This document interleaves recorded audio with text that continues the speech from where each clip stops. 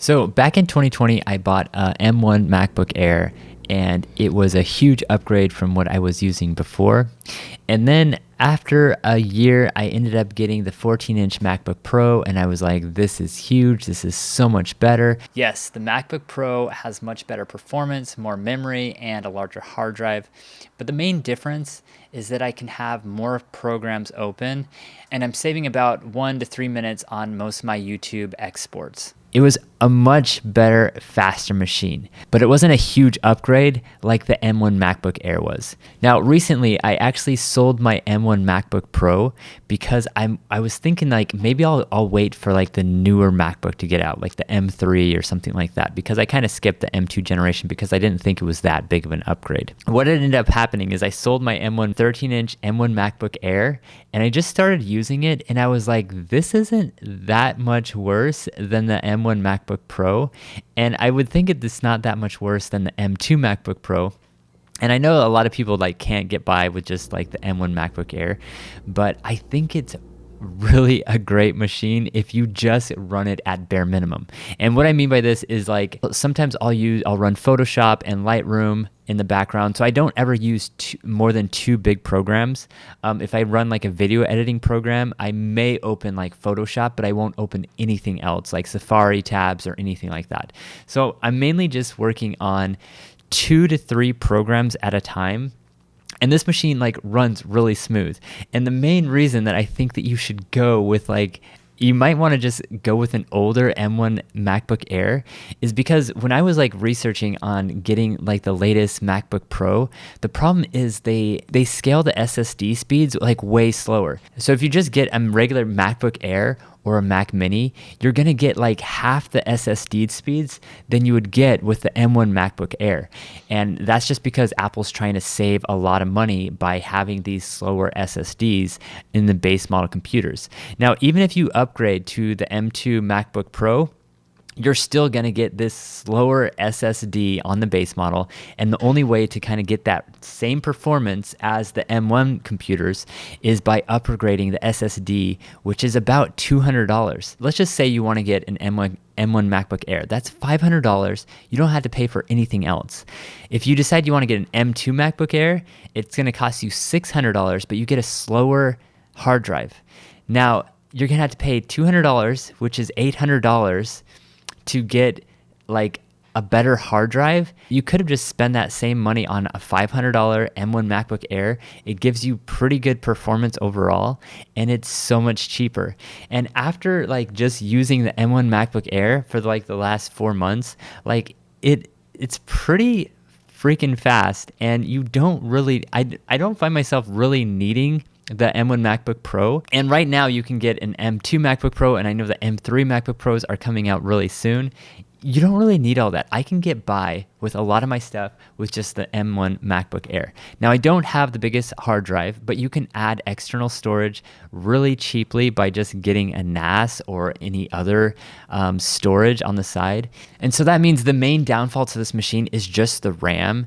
But you can upgrade the RAM really cheap right now. If you buy one of these machines used or refurbished on Apple, you can get the 16 gigabytes of RAM for pretty cheap. And that's the main thing that I probably wish that I spent a little bit more, but it was going to cost $200 more. And if I just run like 1 or 2 programs in the background and I don't like do a whole lot of things at once, like this machine runs perfectly fine. And as you can see, I have it hooked up to my LG Ultrafine, which also is a budget monitor that I paid $500 for. And that's the problem I see right now is with any of the new Apple computers is Apple's trying to get you into that next tier of computing, which is by upgrading your storage or upgrading your RAM. And it really ends up costing like a whole lot more than getting the base model, because the base model like seems really compelling because it's at a really good price, but you can really just get almost the same performance. You can get faster SSDs if you just get the base model, M1 MacBook Air or M1 MacBook Pro. Those all come with really good SSDs just with the base model. But that's the problem with the M2 and the M3 lineup is those SSDs are so much slower. So it's just a little bit more annoying to have a slower hard drive. And I think that's why you should just like go for the older computers. You're not going to struggle with this computer. I'm currently shooting on like a 10-bit camera. I have the Sony ZV-E1 and I'm shooting 10-bit video and I'm editing on this machine.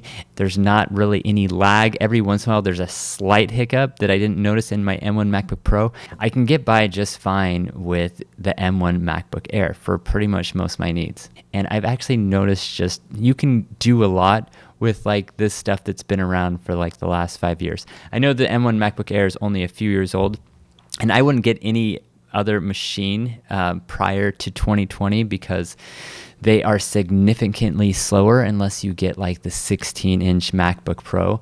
But for my needs right now, I think the M1 MacBook Air is doing a pretty good job for both photos, for Lightroom, for editing video. Like it can pretty much do everything that I need to do, and I'm not noticing any performance problems at all. And I think that most people can just get by with this computer unless you're doing some like huge professional work and your job is just doing video editing or something where you need a lot of graphics performance or something like that. And I think just upgrading to the M2 MacBooks or M3 MacBooks, you're just kind of paying like an Apple tax because you're getting a slower computer, you're getting a slower SSD, and you're gonna have to upgrade at least $200 to get the next upgrade.